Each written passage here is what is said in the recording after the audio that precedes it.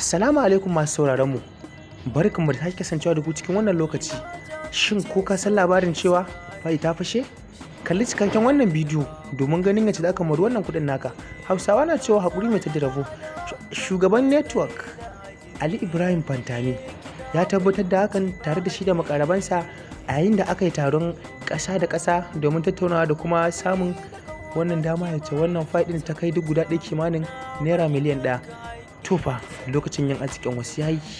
Shugaban Ali Isa Ibrahim Fantami ya kara da cewa wannan faɗin a farko sun kalli abin ne kamar wasa, amma kuma daga bisani da suka bincike sannan kuma aka tabbatar da ta fashe ga kuma ta yadda ake morar wannan kuɗin. Tofa duk wanda yake da fai guda ɗaya hakika ana da miliyan 1. Tofa lokacin yin arzikin wasu yayi. Domin kallon dai cikakken wannan bidiyo ya ce za ka samu ka mori wannan kuɗin naka, maza ka garza YouTube channel na KGF Hausa TV, ka danna mana subscribe sannan ka danna mana ƙararrawa domin ka samu cikakken bayanin da ta ka mori wannan kuɗi naka na fai ta fashe. Ikon Allah sai kallo abu kamar